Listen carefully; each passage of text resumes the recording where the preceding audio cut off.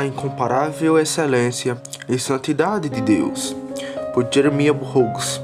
Quem é semelhante a ti, ó Senhor, entre os deuses? Quem é semelhante a ti, glorioso em santidade, temível em louvores, fazendo maravilhas? Êxodo 15:11. Esta escritura é neste dia cumprido em nossos ouvidos e diante de nossos olhos. O que Deus já começou a fazer por este reino e pelas igrejas vizinhas nos mostra que ninguém há como o Senhor, que é glorioso em santidade, temível em louvores, fazendo maravilhas.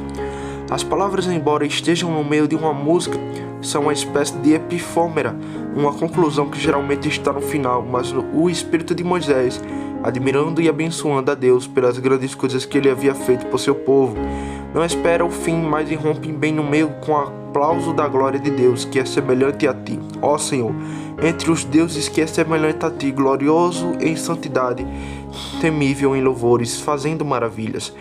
Você vê então que as palavras são a parte do cântico de Moisés, ocasionando pela bondade de Deus em libertar seu povo do Egito e transportá-los através de Mar Vermelho. Essa é a música mais antiga do mundo. É o primeiro nas escrituras e não conhecem nenhum autor antes de Moisés. Aqueles que eram hábeis em poesia vieram muitas centenas de anos depois de Moisés. É uma canção espiritual e excelente. O estilo é cheio de elegância, a matéria de grande variedade. É eucarístico, triunfante, profético, e é uma pena que não tenhamos um cântico tão excelente como este, transformando em métrica para ser cantado em nossas congregações. É uma canção muito agradável e, portanto, observe que quando Deus prometeu uma misericórdia ao seu povo, na qual ele deveria se regozijar excessivamente, ele se refere a essa canção em Oséias 2:15. E eu lhe darei vinhas dali, e o vale de Acor por porta de esperança. Ali ele cantará como nos dias de sua mocidade e como no dia em que ele saiu da terra do Egito. Quando Deus pretendia qualquer grande misericórdia para o seu povo, ele queria que eles cantassem este cântico de Moisés. Então, se Deus está em um caminho de misericórdia, se ele está abrindo uma porta de esperança para nós, você pode ver como a música é oportuna. É uma canção simbólica, pois a libertação do povo de Deus do Egito é um tipo de libertação do povo de Deus da escravidão do anticristo. Portanto, é observável que esta canção será cantada novamente quando o povo de Deus for libertado do anticristo. Em Apocalipse 15, versículo 1-2, você vê o julgamento de Deus sobre o anticristo. No versículo 3 é dito que eles cantam o cântico de Moisés, servo de Deus, e o cântico do Cordeiro, dizendo: Grandes e maravilhosas são as tuas obras, Deus Todo-Poderoso.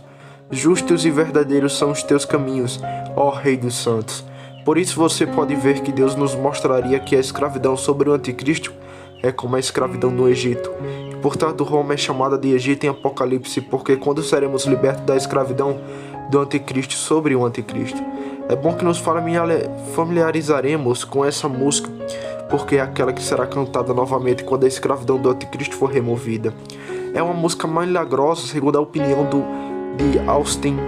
Ele traz este cântico como um dos milagres, isto é, que Deus ao mesmo tempo pelo Espírito inspirou todo o povo de Deus e cantar o mesmo cântico juntos, e portanto era milagrosamente verdadeiro se tivesse sido assim, mas a escritura não é clara nisso. É bom que nos familiarizaremos com essa música, porque é aquela que será cantada novamente quando a escravidão do anticristo for removida. É uma música milagrosa, segundo a opinião de Austin. Ele traz cântico como um dos milagres, isto é, Deus ao mesmo tempo, pelo Espírito, inspirou todo o povo de Israel a cantar em um cântico juntos, e portanto era milagrosamente verdadeiro se tivesse sido assim. Mas deixarmos os generais e chegarmos às palavras que são, por assim dizer, uma recapitulação de tudo, contendo a substância de tudo, como se ele tivesse dito: eu falei de muitos detalhes que Deus faz ao seu povo, mas ninguém há semelhante ao Senhor, que é glorioso em santidade, temível em louvores, que faz maravilhas. Há 4 coisas em que o nome de Deus é avançado aqui. Primeiro, não há ninguém como o Senhor. Segundo, glorioso em santidade. Em terceiro, temeroso em louvores. Em quarto lugar, fazendo maravilhas. Confesso que quando meus pensamentos começaram a falar sobre esse texto, eu pretendi apenas em particular a aberta daquele título de Deus, temente em louvores. Não encontramos tal título em todo o livro de Deus que eu conheço, exceto neste único lugar. Mas porque vi que havia muito de Deus nos 2 primeiros, achei útil mostrar a vocês o que há de Deus nele e não quis passar por cima deles. Para o primeiro, então, quem é semelhante a ti, ó Senhor, entre os deuses? Quem é semelhante a ti? glorioso em santidade, quem é semelhante a ti? Isso você vê é colocado na forma de interrogatório. Os interrogatórios nas escrituras são especialmente apresentados de duas maneiras. Primeiro, por meio de admiração, e em segundo lugar, por meio de negação. Às vezes é por admiração. Isaías 63:1. Quem é este que vem de Edom com roupas tingidas de bassa? Podemos citar muitos outros por meio de admiração. Existem centenas de exemplos dos caminhos da negação. Devemos entender ambos nesse texto. Primeiro, por admiração. Quem é semelhante a ti, ó Senhor? Entre os deuses, assim por diante. Moisés e o povo, maravilhados com a glória de Deus agora manifestada pelas grandes obras que ele havia feito, admiraram-no e dizem: quem é semelhante a ti, ó Senhor? Por meio da negação, quem é semelhante a ti? Ou seja, não há ninguém como tu. Essa é a primeira expressão da glória de Deus, a exaltação do nome de Deus acima de todas as coisas, e não há ninguém como Deus. Deus se gloria tanto nessa expressão de sua glória, que não há ninguém como ele. Vemos isso muitas vezes nas escrituras em 1 Crônicas 17:20. Ó Senhor, não há outro como tu, nem há outro Deus além de ti, de acordo com tudo que ouvimos com nossos ouvidos. Assim também o Salmo 86:8 diz: entre os deuses não há nenhum semelhante a ti, ó Senhor. E Salmo 89:6. Pois quem no céu pode ser comparado ao Senhor? Quem entre os filhos dos homens poderosos podem ser comparados ao Senhor? Podemos citar vários outros lugares onde Deus se gloria grandemente na expressão de sua glória. O povo de Deus glorificou-se muito nisso, e há uma grande causa para que o façam. Disse dos piedosos macabeus que a princípio por razão seu nome era uma ofensa. Encontrando-se com esta frase: quem é como tu, ó Senhor, entre os deuses? Ficando muito impressionados com isso, eles escreveram a primeira letra hebraica de cada palavra nesta frase em seus estandartes de guerra e os carregaram com eles. Sobre este fundamento eles foram chamados de Macabeus, gloriando-se nesse título de Deus: quem é semelhante a ti? Sobre esse mesmo fundamento, o Espírito Santo conclui que todos devem honrar e glorificar a Deus, porque não há ninguém como ele. Entre os deuses não há nenhum semelhante a ti, ó Senhor, nem há obra semelhante às tuas obras. Salmo 86:8. Marque o que se segue no versículo 9 e 12. Todas as nações que fizeram virão e adorarão diante de ti, ó Senhor, e glorificarão o teu santo nome, porque tu és grande e fazes maravilhas, porque só tu és Deus. Ensina-te os teus caminhos, ó Senhor, andarei na tua verdade. Une meu coração para temer o teu nome, e eu te louvarei, ó Senhor meu Deus, de todo meu coração, e glorificarei o teu nome para sempre. Assim você vê como o santo profeta foi tomado com esta expressão de Deus, que não há ninguém como ele, portanto ensina-me o teu caminho, ó Senhor, andarei na tua verdade. Não há ninguém como o Senhor entre os deuses, também poderia ser traduzido como entre os poderosos. Deus é exaltado aqui não apenas entre os deuses pagãos, de modo que não há nenhum semelhante a ele entre eles, mas também é exaltado acima de tudo que tem alguma excelência nele. Não há ninguém como tu dentre os poderosos. Quem é poderoso de grande? Deus está infinitamente acima de tudo. Tomaria muito do nosso tempo se fôssemos falar longamente para mostrar a você algo da glória de Deus nisso, como ele está acima de todas as coisas, e que não há ninguém como ele. Vou, portanto, apenas citar algumas passagens e aplicar essa particular e passar para o segundo. Não há ninguém como tu, primeiro, pois tudo que está em Deus é o próprio Deus. Esta é uma propriedade de Deus. Não há criatura que tenha alguma excelência nele que alcance essa excelência. Que o que quer que esteja nessa criatura é o ser dela, todas as criaturas sendo feitas de várias coisas. Tudo que está em Deus é o próprio Deus. Novamente, é uma bondade universal e não há ninguém como ele nisso. Uma criatura tem um bem nela e outra em outra, mas Deus tem todos o bem nele. Há outra excelência e beleza em Deus de maneira eminente. Não há ninguém como ele nisso. Todos os seres são apenas uma excelência em Deus, mas apreendemos Deus em várias excelências, um atributo brilhando através de uma criatura e outros através de outra, mas todos estão unidos em Deus, e tudo que está nele está originalmente nele. Ele é de si mesmo e para si mesmo. Então ninguém pode se comunicar como Deus pode, ninguém pode infligir o mal ou transmitir o bem como Deus pode. É peculiar a Deus comunicar tanto de si mesmo quanto ele deseja, o que nenhuma criatura pode fazer. Embora a criatura tenha apenas algumas gotas de bondade em comparação com o oceano infinito que está em Deus, ainda assim, a criatura não pode comunicar essas gotas como deseja. É propriedade de Deus somente comunicar sua bondade como ele deseja. E não apenas isso, mas ele pode fazer com que a criatura a qual ele comunica sua bondade seja tão sensível à sua bondade quanto ele queira, o que ninguém mais pode fazer. Embora uma criatura possa comunicar o bem a outra, ela não pode tomar essa criatura tão sensível a esse bem quanto ela deseja, que Deus pode fazer. E assim, ao infligir o mal, não há ninguém como o Senhor nisso. O Senhor é capaz de libertar todo o mal, trazer todo o mal de uma vez, o que ninguém mais pode fazer. Ele é capaz de fazer com que a criatura a quem ele inflige o mal seja tão sensível a esse mal quanto ele queira. Um pode ferir o outro, mas ele não pode torná-lo tão sensível a essa dor quanto quiser. Mas isso Deus pode fazer. Como ele pode reunir todo o mal, ele é capaz de tornar a criatura tão sensível a tudo quanto ele quer. E Deus desafia isso como sua própria propriedade, que somente ele pode trazer o bem, somente ele pode trazer o mal, e portanto não há ninguém como ele.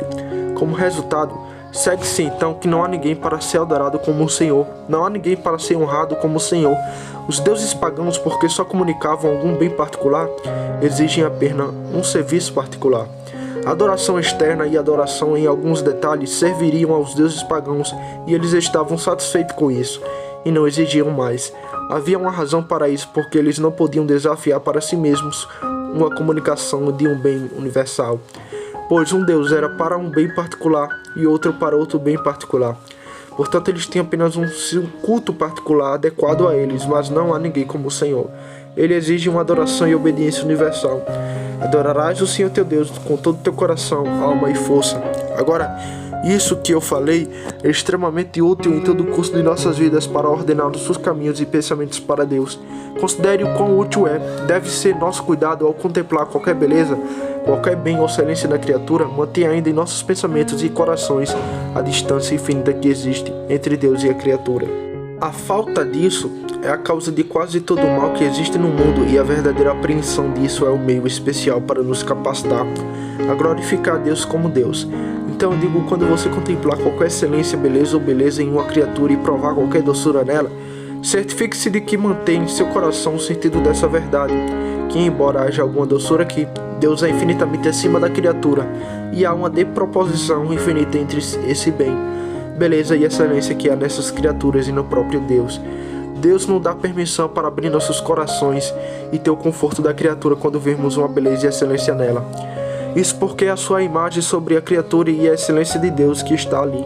Um coração espiritual tem mais liberdade para se entregar ao conforto da criatura do que qualquer outro no mundo, porque ele pode encontrar e saborear Deus ali. Mas embora Deus nos dê permissão para fazer isso, ainda assim é para que cada vez mais tenhamos a certeza de reservar nossos corações a Deus. Estar ciente da excelência infinita que há em Deus acima de qualquer criatura, e se não tivermos cuidado, logo deixará de glorificar a Deus como Deus, e nossos corações se apegarão à criatura, e tirar conforto da criatura quando vemos uma beleza e excelência nela. Isso porque a sua imagem está sobre a criatura e a excelência de Deus que está ali. Um coração espiritual tem mais liberdade para se entregar. Esta tem sido a base de toda a idolatria exterior e espiritual do mundo. A idolatria externa surgiu assim. Os homens, vendo pela primeira vez alguma excelência e valor na criatura, como o sol e a lua e as estrelas, reconheceram Deus como estando acima deles e que estes eram apenas criaturas. Havia mais excelência em Deus do que em qualquer um deles, mas finalmente, ao olhar demais para a criatura e sendo tomados pela excelência que viram ali, seus corações ficaram presos à criatura. Eles perderam a apreensão da excelência infinita de Deus acima da criatura, e assim caíram de Deus e adoraram aqueles que não eram deuses. A idolatria espiritual tem a ver com aqueles que cometem idolatria com riquezas ou qualquer criatura. Vá até eles e diga: como você aprende os confortos da criatura? Não há infinitamente mais em Deus do que na criatura? Sim, eles dirão, mas ao deixar nossos corações para a criatura e ao contemplar a beleza da criatura, começamos a perder o poder desse entendimento que estava em nossos corações, e assim cometemos idolatria espiritual com a criatura. Portanto, deve ser nosso cuidado manter fresca e ininterrupta nossa apreensão e senso dessa distância infinita que existe entre Deus e todos os confortos da criatura, contando que você mantenha só apreensões frescas e fortes aqui. Não há perigo e você não peca em se entregar à criatura se isso não diminuir sua apreensão da infinita desproposição entre Deus e as criaturas. Portanto, agora, vendo que há uma altura infinita e esmagadora da excelência em Deus acima de todas as criaturas, deve haver pensamentos semelhantes em nossos corações em relação a Deus e as criaturas. Como há uma distância infinita entre a excelência de Deus e a excelência de todas as criaturas, deve haver uma espécie de finitude na distância e desproporção entre aquela estima, e deleite e dependência que temos na criatura e naquilo que temos em sobre Deus. Portanto, você não deve se contentar em reconhecer Deus acima da criatura, pois todos os farão, mas você encontrará em sua alma a desprovição entre sua estima, alegria e desejo pela criatura, e o que vocês têm por Deus é algo como a distância que existe entre Deus e a criatura. Agora, a distância infinita entre Deus e a criatura, portanto, deve haver uma espécie de infinitude na distância entre sua estima e o funcionamento de seus corações e esforço por, e a estima do funcionamento de seus corações e alma que vocês têm para com Deus. Isso é glorificar a Deus. Esta é a adoração da alma que devemos a Deus no mundo. Esta é a verdadeira santificação no nome de Deus, quando isso vem praticamente em nossos corações. E o desejo pela criatura que você tem por Deus é algo como a distância que existe entre Deus e a criatura. Em segundo lugar, se não há ninguém como Deus, segue-se que não há ninguém como o povo de Deus. Pois como o Deus que é um homem, ele também é. Qualquer que seja o Deus que um homem escolha, ele é como seu Deus é. Se um homem avarento faz da riqueza seu Deus, ele deve ser julgado assim. E assim um homem voluptuoso ou um pagão. Agora, se os santos de Deus escolheram este Deus para ser seu Deus, e se não há nenhum como ele, então deve seguir-se que não há pessoas como o povo de Deus. Observe como o Espírito Santo faz essa inferência em várias escrituras. Deuteronômio 33, 26 ao 29. Não há ninguém como o Deus de Jesus, que cavalga sobre o céu em tua ajuda e em sua excelência no céu. Qual é a conclusão lógica do Espírito Santo? Feliz és tu, ó Israel, semelhante a ti, ó povo salvo pelo Senhor. Para que você veja, de acordo com a glória de Deus em qualquer particular, há um reflexo disso sobre os santos de Deus. E esta é a maravilhosa excelência dos santos de Deus, ter o reflexo de Deus sobre eles. Felizes são aqueles que têm Deus para ser seu Deus. Se Deus é tão excelente, eles também são. Se Deus está acima de tudo e não há ninguém como ele, então eles estão acima de tudo e não há ninguém como eles. Você tem a mesma inferência do Espírito Santo em 2 Samuel, capítulo 7, versículo 22 ao 23. Por isso és grande, ó Senhor Deus, pois não há nenhum outro semelhante a ti, nem há outro Deus além de ti, conforme tudo que ouvimos com os nossos ouvidos. Observe o que se segue e que a nação na terra é como o teu povo, mesmo como Israel, de modo que não há ninguém como o povo de Deus e deve seguir disso, pois eles são como seu Deus é. Portanto, Moisés diz, falando do povo de Deus em Êxodo 33 e 16, assim seremos separados, e eu e o teu povo, de todos os povos que estão sobre a terra. É assim que você lê em suas Bíblias, mas a palavra no original significa maravilhosamente separados. O povo de Deus está maravilhosamente separado do mundo, assim como Deus está maravilhosamente acima de todas as criaturas, assim é o seu povo. Portanto, em Números 27, versículo 9, diz que o povo de Deus habitará só e não será contado entre as nações. Por quê?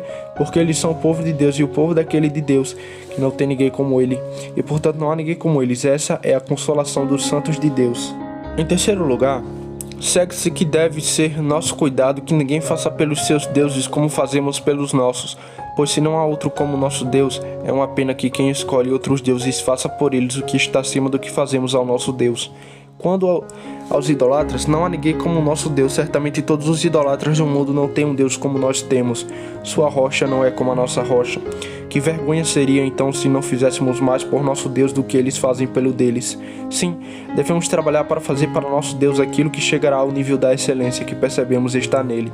Você verá o que os idolatras fazem por seus deuses. Primeiro, observe a seriedade dos espíritos dos idolatras por seus deuses. Seus corações estão inflamados com seus ídolos. Assim temos em Isaías 57:5. Inflamando-se com ídolos debaixo de toda árvore verde. Seus corações estavam inflamados por seus deuses e ídolos, que não são como nosso Deus. Como então nossos corações devem ser inflamados por nosso Deus? Como então nossos corações devem ser inflamados por nosso Deus?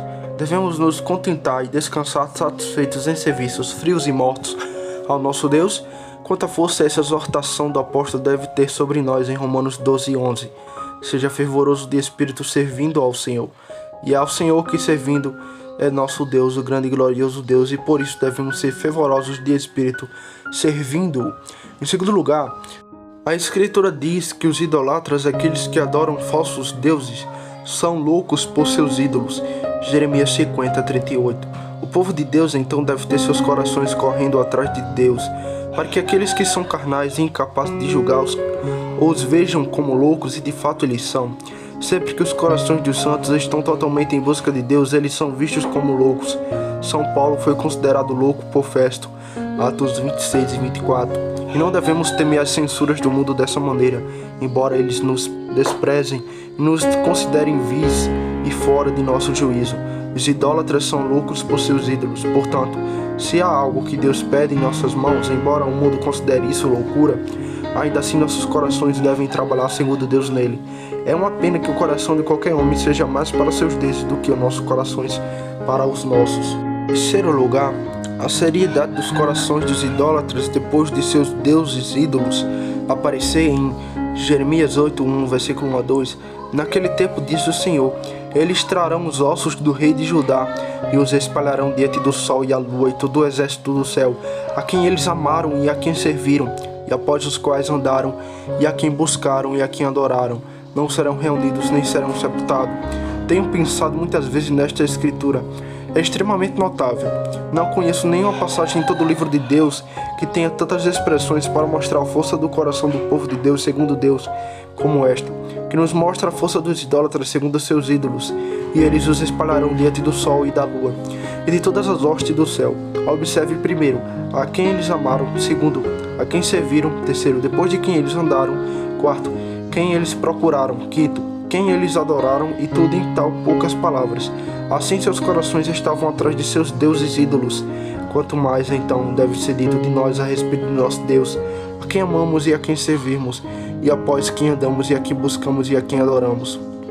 Observe como a Escritura apresenta os espíritos dos homens, segundo seus deuses ídolos, com relação ao custo que estão dispostos a conceder a ele. Isaías 46:6 diz: prodigalizarão ouro da bolsa e pesarão a prata na balança e encontrarão um ourives e ele fará disso um deus. Eles não se importam com o que custa adorar seus ídolos. Oh, que vergonha seria se não tivéssemos dispostos a abrir mão da grande parte das nossas propriedades para a verdadeira adoração do verdadeiro Deus. Embora possamos perder nossas propriedades, se pudéssemos servir a Deus melhor e de maneira mais pura, devemos nos contentar, pois os idólatras esbanjarão ouro da bolsa em seus ídolos. Agora não há ninguém como nosso Deus, portanto, é uma pena que eles façam mais por seus deuses do que nós fazemos pelos nossos. E então, que os idólatras estão dispostos a sofrer por seus deuses? Em 1 Reis, capítulo 18, versículo 28, diz: os sacerdotes de Baal se cortavam com facas e lanças até o sangue jorrar, para mostrar respeito aos seus ídolos. Vamos então estar dispostos a sofrer qualquer coisa que Deus nos chame? E como eles eram constantes com seus ídolos. Portanto, Deus diz em Jeremias 2, versículo 10 ao 11: considere diligentemente e veja se existe tal coisa. Mudam a nação seus deuses que andam como não são deuses, mas o meu povo trocou a sua glória por aquilo que não traz proveito. Quão mal Deus considera isso, que os idólatras não mudarão seus deuses que estão infinitamente abaixo dele, e ainda assim seu povo muda seu Deus, que está infinitamente acima deles. Mais uma vez, tomemos cuidado para que não haja alguém que tenha seus corações mais voltados para suas concupiscências do que nós para Deus. Pegue todas as excelências do mundo e elas estarão infinitamente abaixo de Deus. Quanto mais então é uma luxúria abaixo de Deus? Pois o que é uma luxúria em comparação com todas as criaturas no céu e na terra? No entanto, como os corações dos homens estão fixados em suas concupiscências, sim, como seu próprio coração foi colocado em luxúria perversa antes disso, então pense consigo mesmo que coisa infinitamente irracional é que o coração de qualquer homem no mundo, ou o seu próprio coração, deva ser colocado mais em uma luxúria básica do que no Deus vivo, eterno e infinito. Disse Acabe que ele se vendeu para praticar a maldade. 1 Reis 21:20. Então você estará disposto a se vender a Deus e a se entregar a Deus? Diz que os corações dos filhos, em Eclesiastes 8:11, estão determinados e totalmente prontos para fazer o mal. Não se contente com alguns desejos fracos por Deus, mas deixe seu coração ser definido e totalmente definido para Deus. Em Miqueias capítulo 7, versículo 13 é dito que eles fazem o mal com ambas as mãos seriamente. Marca-lo, eles fazem o mal e fazem o mal com seriedade, e fazem o mal com seriedade com ambas as mãos. Agora então, que vergonha, não seja preguiçoso em servir ao seu Deus. Faça o que é bom, e faça-o com ambas as mãos, e faça-o com todo o seu coração. Temos mais uma escritura notável que mostra como os corações dos homens estão voltados para o mal. Provérbios 19:28 diz: a boca do ímpio devora a iniquidade. É uma expressão elegante do Espírito Santo. é uma metáfora tirada da prática de criaturas brutas. Pegue um animal que foi mantido longe de beber por muito tempo e está com muita sede. Se você trazê-lo para a água, ele enfiará a cabeça na água como se fosse devorar o rio inteiro e nunca fica satisfeito.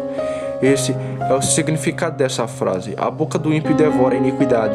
Quando ele chega ao seu pecado, ele é tão ganancioso quanto a besta que foi mantida longe da água é gananciosa de água. Como nossos corações deveriam ser infinitamente mais gananciosos por Deus e seu serviço do que os homens ímpios são, ou podem ser, após o serviço de suas concupiscências. Para concluir tudo isso, você tem Êxodo 30, versículo 34 até o fim. Havia ali um perfume a ser feito pela composição do químico, mas foi dada dessa ordem: a ti, santo, para o Senhor. Assim concluo este ponto: não há ninguém como Deus, Ele está acima de tudo. Quando seus corações, portanto, estão em alguma boa estrutura para com Deus, perfumados e elevados para Deus, tomem cuidado para que eles não sejam elevados para nenhuma criatura da mesma maneira que estão para Deus, pois seu serviço a Deus deve ser adequado. A natureza de Deus. Agora não há ninguém como Deus, portanto deve serviço prestado a ninguém como é devido a Deus. Isso é a primeira coisa pela qual o nome de Deus é avançado aqui, que é semelhante a ti. Chegamos agora ao segundo: glorioso em santidade. A palavra traduzida aqui como glorioso também significa magnífico ou nobre, e por isso é usado em muitos lugares. Tu és magnífico e nobre em tua santidade. Irmãos, é a maior magnificência, a maior nobreza e altura de espírito que pode haver ser santo. O próprio Deus é um Deus magnífico e Ele é enobrecido por sua santidade. Isso estabelece a excelência da santidade. Glorioso em santidade é traduzido por alguns como glorioso nas coisas santas. Isso é glorioso em seus santos anjos, glorioso em seus santos, glorioso em sua santa palavra, glorioso em suas santas ordenanças, glorioso em sua santa adoração. Deus de fato é muito glorioso em seus anjos, em seus santos, em sua palavra, em sua adoração e em suas ordenanças. Mas tomaremos as palavras como vocês têm aqui: glorioso em santidade. Para a explicação da glória de Deus neste título, há 3 coisas a serem feitas. Primeiro, mostrar a vocês um pouco do que é a santidade em Deus. Em segundo lugar, vou abrir para você como se diz que Deus é glorioso em santidade. E em terceiro lugar, mostrarei por que Deus lhe deu esse título, porque se diz que Ele é glorioso em santidade e não glorioso em poder, pois foi um ato de poder que Deus realizou na destruição dos egípcios e libertação de seu povo. Primeiro, o que é santidade em Deus? Entendemos isso como fazemos a maioria das coisas sobre Deus, por meio de negação, pelo que não é e pelo que é. Costumávamos dizer que a santidade de Deus é aquela pela qual sua natureza é livre de todo tipo de mistura, do mínimo solo e sujeira do pecado. Portanto, Deus é chamado de luz porque a luz é uma criatura tão pura e tão livre de qualquer mistura de poluição que pode estar entre as coisas imundas sem se contaminar. Assim, Deus pode trabalhar com o próprio pecado sem qualquer contaminação de sua natureza. Se você soubesse o que é a santidade de Deus de uma posição positiva, eu a descreveria para você assim: é a infinita retidão e perfeição da vontade de Deus, especialmente pela qual Ele deseja e opera todas as coisas adequadas à excelência infinita de sua próprio ser.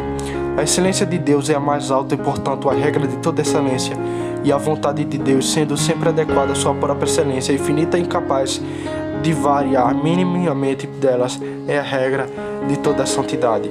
Vamos considerá-la um pouco olhando para a santidade da criatura, e por isso veremos algo da santidade de Deus, pois como não podemos ver a glória do sol olhando diretamente para ele, sendo um objeto muito brilhante para nós, para que vejamos sua glória para o reflexo dos raios na água. Então, a santidade de Deus é muito brilhante para ser vista em si mesma. Não podemos contemplar a infinita pureza da santidade de Deus imediatamente, mas olhando para a criatura que é, por assim dizer, o reflexo da santidade de Deus sobre ela, um raio dela, podemos vir a ver algo da santidade de Deus. A santidade de uma criatura é a separação dela das coisas comuns para um uso santo, ou a dedicação de uma criatura de alguma maneira imediata a Deus para exaltar o seu nome. A santidade dos santos é a separação de seus espíritos de todas as coisas comuns para Deus como fim supremo e último, quando eles são capazes de trabalhar para Deus como fim supremo e desejar o que eles fazem para Deus como fim último, e assim como convém a Deus como fim supremo. Essa é a santidade de suas vontades.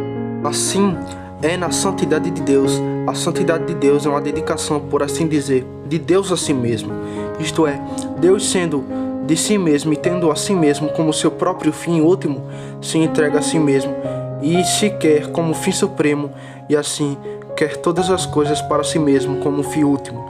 Essa é a santidade de Deus e a imagem dessa santidade é aquele selo e obra da graça que está sobre a criatura. Quando a criatura é habilitada a crer em Deus como fim supremo e todas as outras coisas em subordinação a Ele, a criatura é então considerada santa porque tem um selo de Deus sobre ela. Essa é a santidade de Deus. Mas glorioso em santidade, como Deus é glorioso em santidade? Deus é glorioso em todos os seus atributos e obras, e a verdade é que não há uma coisa em Deus mais gloriosa do que outra, cada atributo de Deus sendo em si igualmente glorioso. Mas em relação à manifestação, e de acordo com nossa apreensão, uma coisa parece mais gloriosa do que a outra. E Deus se agrada de falar conosco de acordo com nossas apreensões. Portanto, você vê como os santos se gloriam especialmente em Deus como Deus Santo. Olhando para Ele como Deus Santo, eles se regozijam grandemente e se gloriam nele. Portanto, o salmista diz em Salmo 99, versículo 3, que louvem o teu grande e terrível nome, porque é santo. E no versículo 5, exaltai ao Senhor, porque nosso Deus, e adorai ao seu escabelo, porque Ele é santo. E mais tarde, no versículo 9, exaltai o Senhor nosso Deus e adorai no seu santo monte. Assim o povo de Deus considera Deus em sua santidade como a base especial de seu louvor e exaltação. Sim, os anjos no céu olham para Deus em sua santidade e o exaltam, especialmente por causa disso. Isaías capítulo 6, versículo 3. Os querubins e os serafins clamam 3 vezes, Santo, Santo, Santo é o Senhor dos Exércitos. Você nunca encontrará nenhum dos atributos de Deus mencionados dessa maneira 3 vezes juntos.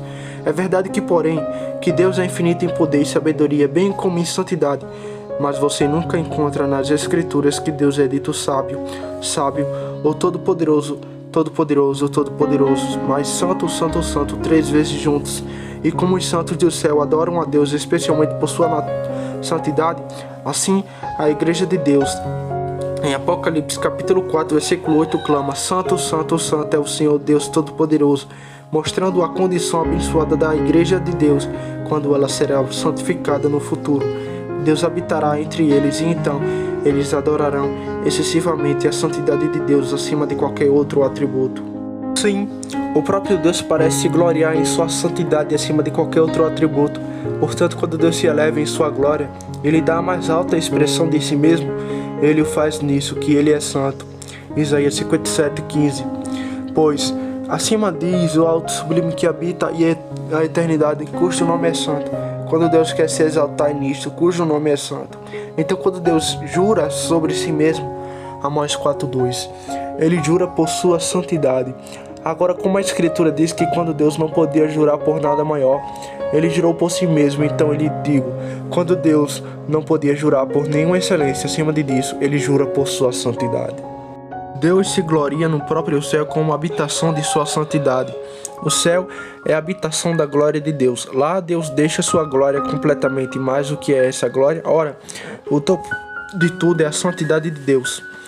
Em Isaías 63:15, olhe para baixo do céu e contemple da habitação de tua santidade e tua glória. Sim, o trono de Deus é a santidade de Deus. Salmo 47:8. Deus se assenta no trono de sua santidade. Você sabe que os reis em seus tronos são exaltados. Então, Deus é exaltado no trono de sua santidade. Salomão fez para si um trono de marfim e o cobriu com o melhor ouro. 1 Reis 10:18. Mas o trono de Deus é um trono de santidade, o trono de santidade resplandecente. Quando Deus se regozija em seu povo, Ele o faz como povo santo. Deuteronômio 7:6. Pois tu és um povo santo para o Senhor teu Deus. O Senhor teu Deus te escolheu para ser um povo peculiar para si, acima de todos os povos que estão sobre a face da terra. Além disso, você descobre que esse atributo da santidade é mais especialmente atribuído à terceira pessoa da Trindade. Deus Pai é um Deus santo, o Filho é o Santo Deus, mas o Espírito Santo tem seu nome de santidade. É muito observável que todas as 3 pessoas exigem uma participação igual na operação de santidade na criatura, sendo uma parte tão grande da glória de Deus que todas as 3 pessoas a realizam onde quer que ela esteja. O Pai é um santificador. Judas fala da obra de santificação realizada por Deus Pai no primeiro versículo de sua epístola. Aos que são santificados por Deus Pai, o Filho. Efésios 5, 25 ao 26. Maridos, amem suas esposas, como também Cristo amou a igreja e se entregou por ela, para que a santifique e purifique com a lavagem da água pela palavra. Cristo se dá por sua igreja para quê? Não apenas para trazê-lo para o céu, mas também para santificá-lo. Então o Espírito Santo de Deus, em 1 Coríntios capítulo 6, versículo 11 diz: E tais foram alguns de vós, mas fostes lavados, mas fostes santificados, mas sois santificados em nome do Senhor Jesus e pelo Espírito do nosso Deus, para que todas as três pessoas participem deste trabalho. Essa é a obra gloriosa do Pai, do Filho e do Espírito Santo. Mas, para demonstrá-lo ainda mais, a santidade deve ser a glória de Deus, porque é a mais alta perfeição e retidão de um agente livre e inteligente. Um agente livre e inteligente é o ser mais elevado de todo, e a santidade é a retidão desse ser, e portanto deve ser gloriosa.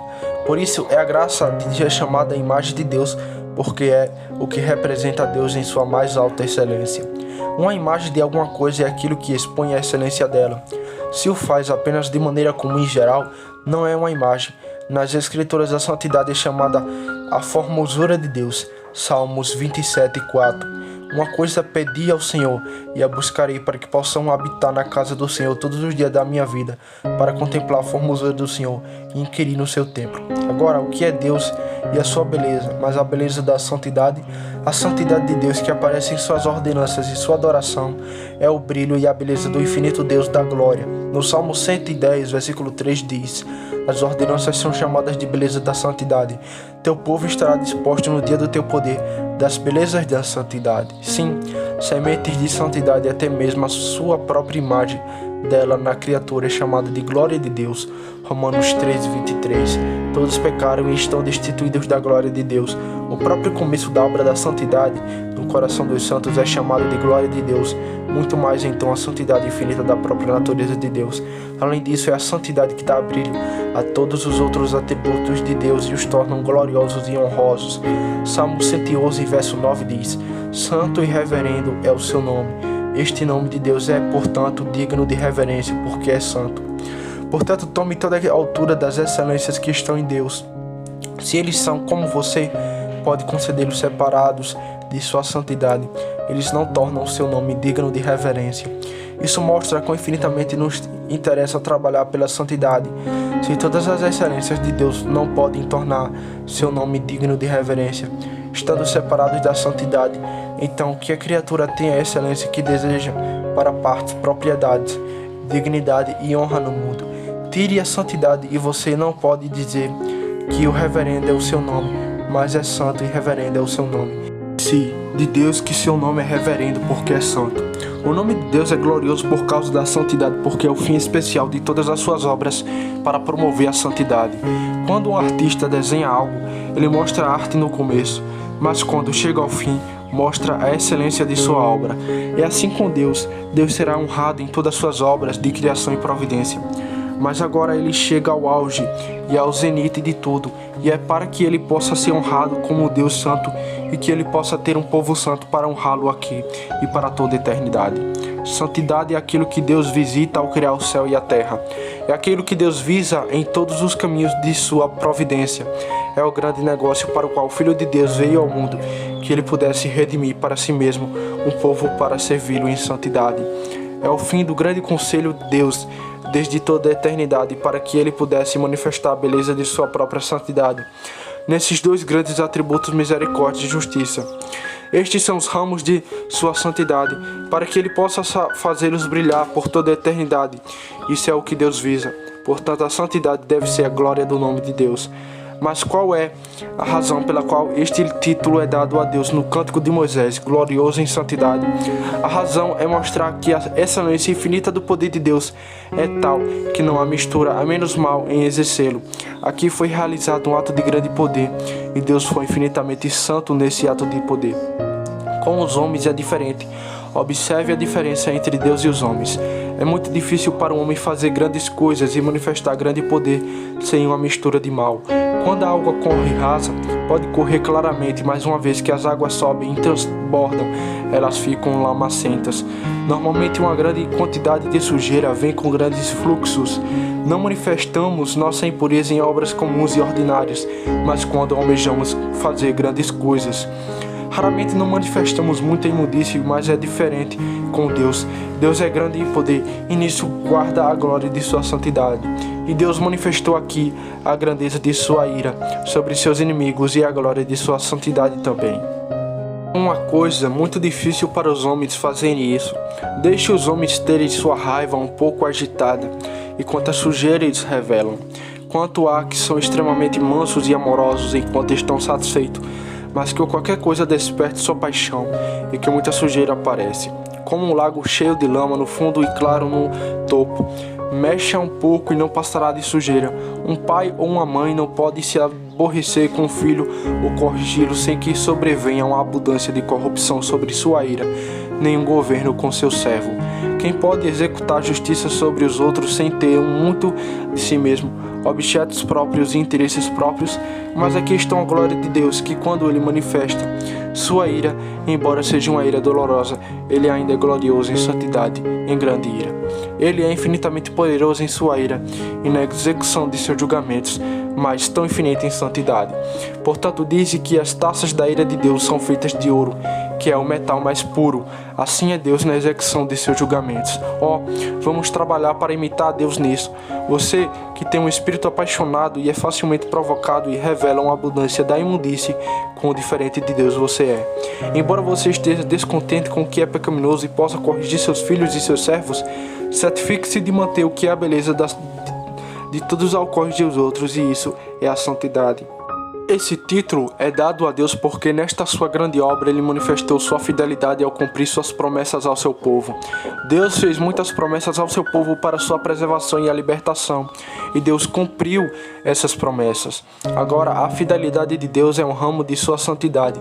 Portanto, porque ele manifestou sua fidelidade nesta obra, Moisés e as outras pessoas exaltam seu nome por este grande título, glorioso em santidade.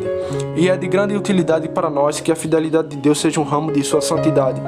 Se você comparar duas escrituras, descobrirá que, sim, Isaías 53:3 é aquele que Deus diz: farei uma aliança eterna com você, sim, as seguras misericordiosas de Davi. E esta escritura é citada em Atos 13:34. E eu te darei as seguranças misericórdias de Davi. É assim que lemos na original. Você já ouviu que a glória de Deus é a sua santidade. Agora, uma parte dessa santidade é sua fidelidade em cumprir suas promessas ao seu povo. Portanto, de respeito a Deus como ele ama sua própria glória. Ser fiel no cumprimento de suas promessas e Deus vê como sua glória fazer. Seus confortos são caros para você e sua preservação é cara para você, mas a glória de Deus é mais cara para ele. Sim, a glória de Deus é mais cara e a ele do que sua alma ou seu estado eterno podem ser para você. O topo da glória de Deus é sua santidade, e sua santidade consiste nisso, por um lado, em sua fidelidade às suas promessas. Ora, para a aplicação deste, a partir disso você pode observar se você já entendeu Deus corretamente ou não. Deixe-me fazer esta pergunta para você. Qual é a excelência de Deus com a qual sua alma se fecha? Falamos muito da excelência de Deus e todos dissemos que amamos a Deus, nos deleitamos em Deus e bendizemos a Deus. Mas agora, o que há em Deus que atrai seu coração para Ele e faz com que sua alma ame seu Deus, abençoe seu Deus e se deleite em seu Deus? O que? Será que Deus mostrará sua misericórdia para você, perdoará seu pecado, salvará sua alma e o levará para o céu? Essas são coisas pelas quais devemos amar e bendizer a Deus, mas deve haver mais. É a própria pessoa do próprio Deus que nossos corações devem ser tomados e deve ser a pessoa de Deus em sua excelência. E o que é isso? Sua santidade. O brilho da infinita santidade de Deus já brilhou em seu coração e atraiu seu coração para Ele. E seu coração já saltou ao ver o brilho em sua santidade. É por isso que você o ama. Se sim, você conhece a Deus corretamente e seu coração foi corretamente traído para Ele. Davi diz no Salmo 119, versículo 140: Tua palavra é muito pura, portanto teu servo a ama. Você pode dizer isso: Ó Senhor, Tu és puro, Tu és santo e portanto teu servo te ama. Tua palavra é santa e tua adoração é santa, e os teus servos são santos, e tuas ordenanças são santas e santos, portanto, são teus servos, amam tudo isso. Se a beleza da santidade de Deus é aquela que atrai seu coração em amor a Deus, então proporcionalmente será a beleza da santidade em todas as coisas sagradas que atrairá seu coração para amá-las e deleitar-se com elas. Então você verá seus santos como gloriosos em santidade, em sua adoração em palavra e ordenanças como gloriosos em santidade, e assim seu coração será atraído para eles. No Salmo 33 e 21 diz: você vê como os santos de Deus se regozijaram no Senhor e tiveram seus corações atraídos a Ele por causa de sua santidade. Pois nossos corações se regozijarão nele, porque confiamos em seu santo nome. Confiar no santo nome de Deus é o que faz nossos corações se regozijarem nele. Em segundo lugar, a partir disso, o povo de Deus deve se confortar grandemente em Deus, pois deve lidar com Ele como um Deus santo. Embora encontrem muita impiedade no espírito dos homens como quem conversam, não há nada em Deus senão santidade, sim, a própria beleza e glória da santidade. Irmãos, é uma coisa deliciosa, sim, uma coisa rara e abençoada, encontrar um amigo que tem um coração limpo e puro, que não tem mistura nele, que é santo em seus pensamentos, que não se mistura nele, que é objetivo, que tem um espírito livre de dolo. Que alegria quando um amigo que tem um coração puro e limpo, livre de malícia, pode encontrar outros como ele e pode se aproximar em todos os pontos. Mas que prazer em ter encontrar um Deus que é infinito em pureza e santidade, e que não há mistura alguma. Deus se deleita em nós porque temos apenas algumas gotas de sua santidade. Como devemos nos regozijar nele, então que é infinito em santidade. Quando lidamos com homens, nem sempre achamos eles o que são que esperávamos.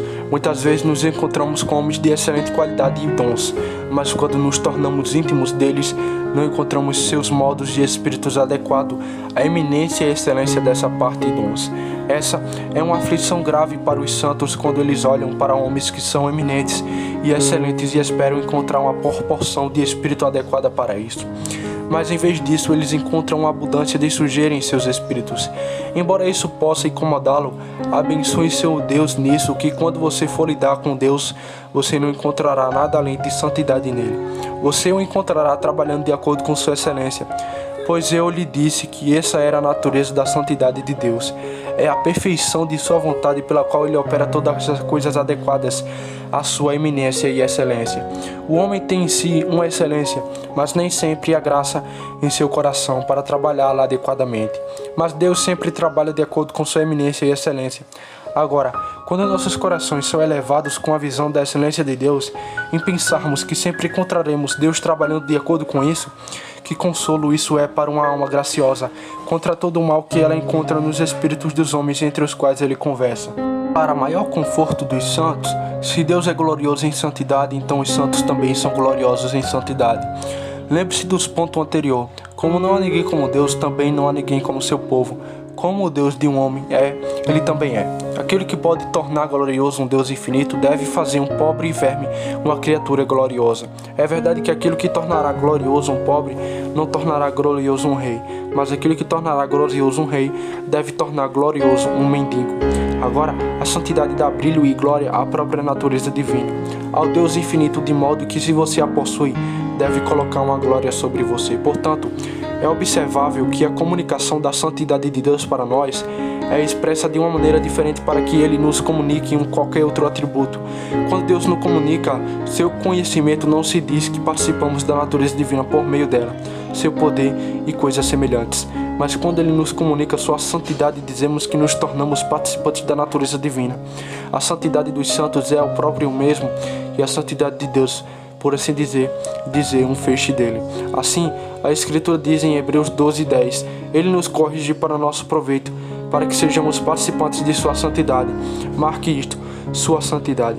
Portanto, coloca uma maravilhosa glória e excelência sobre nós, pois nos capacita a trabalhar como Deus e viver como Deus. Pois o que é a santidade de Deus, como eu disse antes, mas aquilo pela qual Ele trabalha para si mesmo, como seu fim final. Assim, os santos vêm trabalhar para Deus de acordo com sua medida como seu fim último, adequada à infinita excelência do próprio Deus. Eles vivem como Deus vive e trabalham como Deus trabalha, e assim estão preparados para ter comunhão com Deus. A vida de uma planta a torna imprópria para ter uma comunhão com os animais, nem a vida dos animais com os homens, nem os homens com a vida de Deus. Agora, a santidade é a vida mais elevada de todos os seres, sendo a vida de Deus. Portanto, torna a pessoa apta para a comunhão com Deus, pois na comunhão deve haver a mesma vida. Portanto, nenhuma criatura pode ter comunhão com Deus se não vive a mesma vida que Deus vive. Mas se você participa da santidade, você vive a vida que Deus vive e, portanto, está apto para ter comunhão com o próprio Deus. Além disso, coloca não apenas uma glória sobre sua pessoa, mas sobre tudo que você tem e faz. Ele santifica a todos, assim como o ouro foi santificado pelo altar. As ações e os caminhos naturais da providência comum de Deus são santificados para o povo de Deus. Há um brilho sobre todo o bem que eles desfrutam em virtude daquela santidade que Deus coloca neles. Assim como a santidade de Deus põe um brilho nele em todos os seus atributos, a santidade nos santos põe um brilho em suas partes, nomes, propriedades e conversas com os outros. Há uma beleza sobre todos pela santidade. Se um homem de excelentes qualidades não tem santidade, não há brilho e beleza nele. Mas tome um homem que tem partes capazes de santidade também, o brilho que então aparece nele. A santidade é o próprio princípio da vida eterna, o próprio começo da vida eterna no coração, e aquilo que certamente crescerá para a vida eterna. A santidade é o objeto apropriado do deleite de Deus. Deus não se deleita nas pernas de um homem, mas em sua santidade. Deixe um homem ser o que ele quiser. Se Deus vê qualquer impressão de santidade nele, sua alma se fecha com essa alma. Santidade é aquilo que se separa a criatura para Deus e a vida eterna. Há uma separação dupla de uma criatura para Deus. Você tem a expressão no Salmo 4, versículo 3. O Senhor separou aquele que é piedoso para si mesmo. Ele é separado passivamente, e então ele tem um princípio ativo para se separar para Deus. Deus, em sua eterna eleição, separa aqueles que ele pretende salvar para si mesmo. Aqui estão aqueles, diz Deus, que separarei da massa comum da humanidade para magnificar as riquezas da minha graça e viver comigo por toda a eternidade. Deus olhasse do céu para um homem ou mulher na congregação e dissesse: seja conhecido de todo mundo que eu, desde a eternidade, separei tal homem e mulher para glorificá-los comigo para sempre. Todos olhar para tal homem e mulher como criaturas gloriosas de fato. Mas agora saiba que se Deus imprimiu a imagem de sua santidade em você, você tem tanta honra de Deus como se ele tivesse falado assim com você. Em alguns aspectos mais, pois se Deus declarasse que desde toda a eternidade você foi separado da criatura para Deus, isso seria glorioso. Mas quando Deus colocou um princípio do seu próprio Espírito em você, para capacitá-lo a se separar e consagrar a si mesmo, e tudo que você tem a Deus, isso é mais. No outro você é passivo, mas nesse você é ativo. Há mais maldade na impiedade do que na reprovação. Os homens temem a reprovação que Deus os separe da eternidade para magnificar a glória de sua justiça sobre eles. E isso é verdadeiramente terrível. Mas enquanto você aprende isso como terrível, você está ativo naquilo que é mais terrível. Pela imundícia e maldade de seu coração e vida, você se separa ativamente para a ira e a miséria eterna. O outro é passivo e você é apenas separado, mas na maldade do seu coração você é ativo e se dereficia. Santidade é a dedicação da criatura a Deus e a separação dela de todas as outras coisas a Deus por um princípio ativo. Por outro lado, o pecado é a separação da criatura por um princípio ativo de Deus para toda a miséria. Como a santidade faz com que o nome de Deus seja reverenciado, a santidade nos santos coloca um respeito reverendo sobre eles, nas próprias consciências dos homens ímpios. Pegue o mais vil dos homens perversos e, embora clamem contra você, se você anda estritamente em sua caminhada íntima com Deus, ganhará respeito e reverência de seus corações, apesar de seus corações. A razão pela qual o povo de Deus não ganha respeito e estima é porque eles não andam estritamente. Muitos homens se enganam. Eles pensam que o rigor é menosprezado e condenado e, portanto, começam a diminuir em sua caminhada exata. Mas isso o torna desintimado e é justo com Deus que assim seja.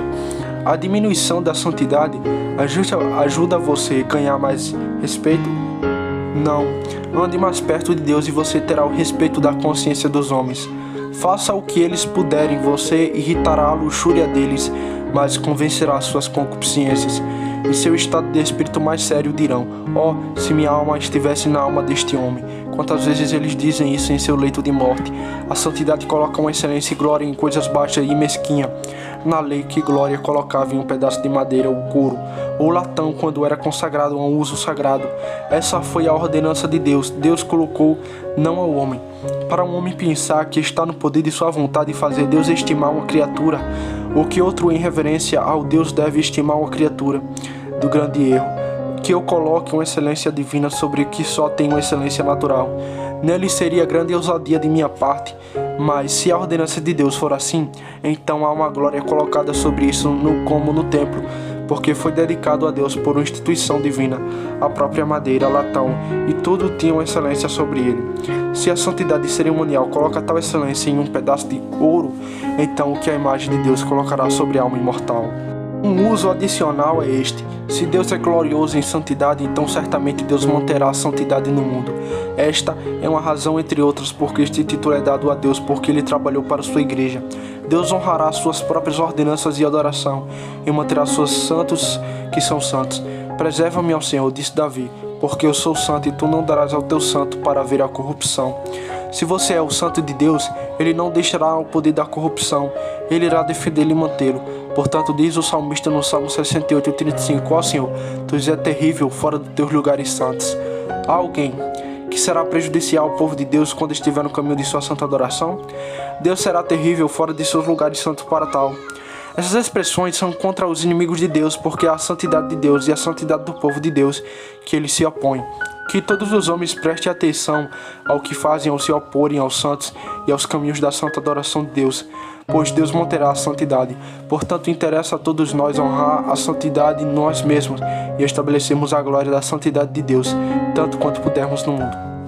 Vamos todos trabalhar para ser santos como nosso Pai Celestial é santo. Seja o Salmo 90:70, a nossa oração seja sobre nós a formosura do Senhor nosso Deus. Ó, cresça mais em santidade que a beleza de Deus. Converse muito com Deus para que você seja santo.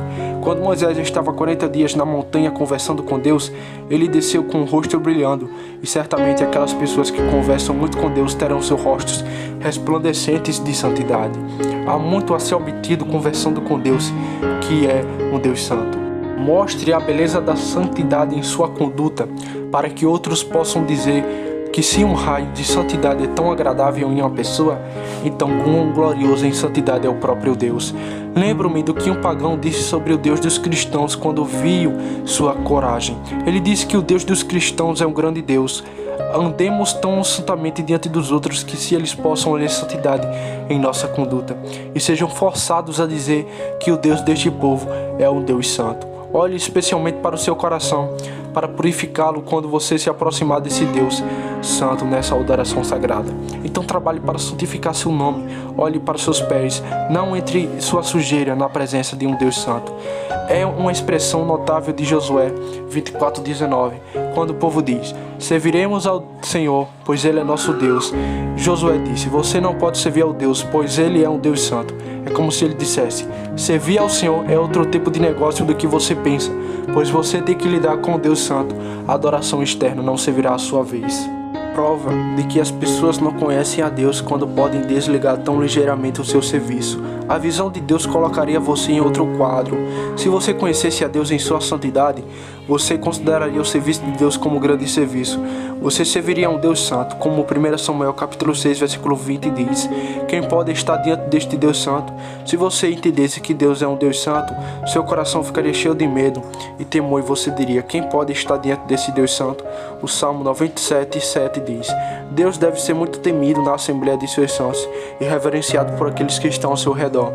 Deus deve ser reverenciado por todos os homens, mas se você se aproximar dele, devem trabalhar para santificar seus corações. Como você pode chegar diante do brilho e da beleza da santidade de Deus com impureza deliberada em seu coração? É um texto notável, Sua Excelência não o deixaria com medo. Você já ouviu falar que a santidade de Deus e Sua Excelência? Então, eu digo a você que tem que lidar com ele. Sua Excelência não o deixará com medo? Você está consciente de sua impureza e você vem à presença de um Deus santo e não teme ou treme diante dele? Oh, que coração ousado e ousado você tem, que pode vir à presença de um Deus santo com um coração profano e não tremer. Seria de admirável utilidade em todas as nossas relações com Deus ter claras apreensões de sua santidade. E você vem à presença de um Deus santo, ó, que o coração ousado você tem e não vir tremer. Trabalhe para engrandecer a Deus dessa maneira. Assim como Deus é glorioso em santidade, coloque-o em sua glória, mantendo sua adoração pura. É uma coisa especial para a qual Deus olha, que prestemos atenção ao que fazemos ao profanar sua adoração. As ordenanças de Deus são a beleza de sua santidade, portanto devemos trabalhar para chegarmos puros e limpos para eles. É o que Deus ordena à sua igreja para manter os vasos de seus santuários santos, e essas são ordenanças. Em Êxodo 20, versículo 24 ao 25, Deus lhe dá ordens para fazer dele um altar. Mas Deus diz: se me fizeres um altar de pedra, não o construirás de pedra lavrada, porque se levantares o teu instrumento sobre ele, tu o poluíste.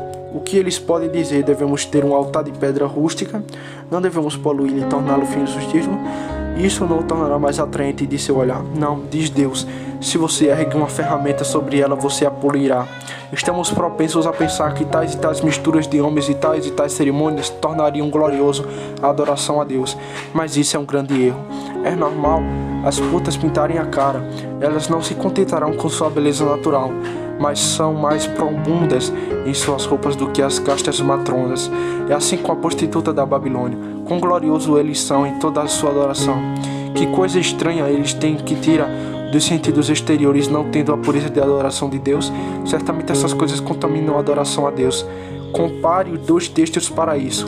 Isaías 44:9. Os que fazem imagens esculpidas são todos vaidade, e suas coisas deliciosas de nada aproveitarão. Observe as imagens do idólatra, são coisas deliciosas em sua estima, mas vejam o que Deus diz sobre eles. Ezequiel 7:20. Quanto à beleza de seu ornamento, ele o colocou em majestade, mas ele o fizeram imagem de suas abominações e de suas coisas desejáveis nele. Chama-lhe coisas deliciosas, mas Deus o chama de detestáveis. Quando Deus fala de suas próprias ordenanças, ele diz que o colocou a beleza de seu ornamento em majestade.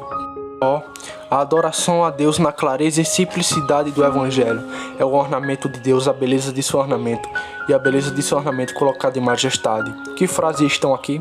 Esta é a adoração de Deus, mas se o homem mistura alguma coisa sua na adoração de Deus, isso é detestável para Deus. Portanto, se quisermos honrar e magnificar a Deus em sua santidade, mantenham sua adoração pura, pois a santidade se torna a adoração a Deus para sempre. Consideração disso deve nos humilhar e nos envergonhar pelo resto da impiedade que está em nossos corações. A visão da santidade de Deus fez em Isaías clama, Isaías 6:5. Ai de mim, pobre, que estou perdido, porque sou um homem de lábios impuros, e habito no meio de povo de lábios impuros, pois meu olho viram o Rei, o Senhor dos Exércitos.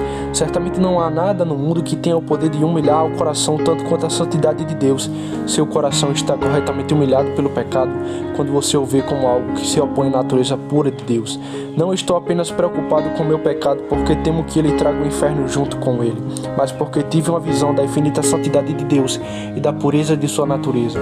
Eu tenho uma natureza tão imunda e oposta àquela infinita santidade dele. Por meio disso, examine seus corações se sua humilhação é certa ou não. É um bom argumento quando a santidade infinita de Deus fez você ver sua impureza e, com isso, o humilhou. Por último, que necessidade todos nós temos de Jesus Cristo. Se Deus é glorioso em santidade, todos devemos dizer: quem pode estar diante de um Deus tão santo? Se não fosse pela santidade do abençoado mediador que está entre o Pai e nós e apresenta a sua infinita satisfação ao Pai por nossos pecados e nos veste com sua justiça, ai de nós! Se você pudesse imaginar que todas as excelências do céu e da terra fossem colocadas em uma criatura, exceto a santidade, se essa criatura tivesse apenas uma gota de impureza nela, Deus odiaria eternamente essa criatura. Se não houvesse um mediador entre aquela criatura e Deus, Deus derramaria eternamente sua ira sobre ela. Pois Deus é tão glorioso em santidade que ele odeia infinitamente a imundice. Nós nos perguntamos quando ouvimos falar da grande miséria ameaçada aos homens ímpios. Deus odeia o pecado tão infinitamente que ele instantaneamente enviou todos os anjos que caíram em cadeia da escuridão eterna e se recusaram a entrar a menos negociação com eles ou se reconciliar com eles. Agora, qual é a razão pela qual, embora tenhamos tanta impureza em nós, Deus se agrada e se reconciliar conosco e nos admite em sua presença?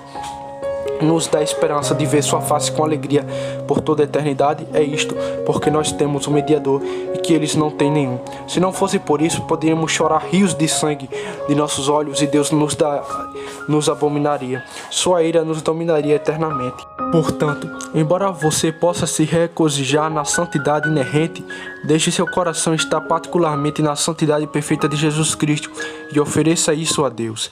Embora você tenha muita impureza em si mesmo e em seus deveres, pois o que é para nós oferecer o dever ao Santo Deus? Deixe isso confortá-lo. Você não tem que lidar com Deus em si mesmo, mas por meio de Cristo e nele você tem liberdade para vir.